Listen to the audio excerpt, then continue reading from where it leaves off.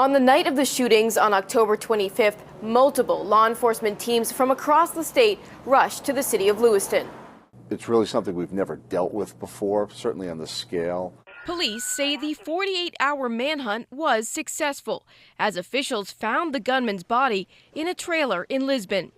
Yet the reports and reviews over the past year have revealed flaws in the law enforcement response, which included local, state, and federal agencies, as well as agencies from other states, like dozens of police from New Hampshire and a New Hampshire helicopter.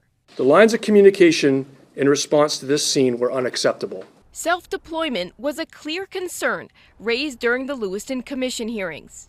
People will hear of something on the radio and they rush to help, and you end up with hundreds of law enforcement officers at that scene. A report from the Portland Police Department highlights the chaos of that night, describing plainclothes officers self-dispatching into the woods with rifles and saying there could have been a blue-on-blue incident.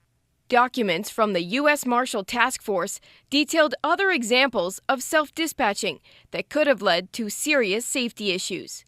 And a manhunt operations report from the Maine State Police says a formalized tactical command center was not established until 2 a.m. on October 26th, 6 hours after the shootings. The report says communication did improve dramatically after this command was created, but still, a search of the gunman's home was not completed until more than 14 hours after the initial shooting.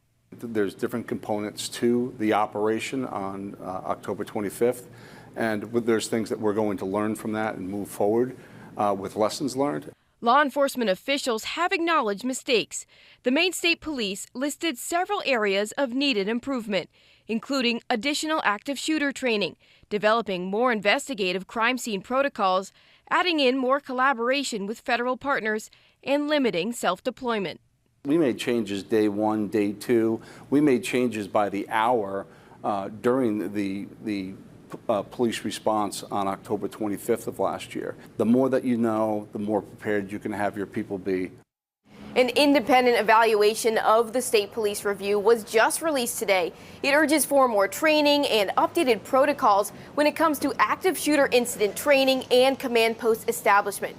It also calls for a tactical liaison to be embedded with investigators to help with intelligence sharing.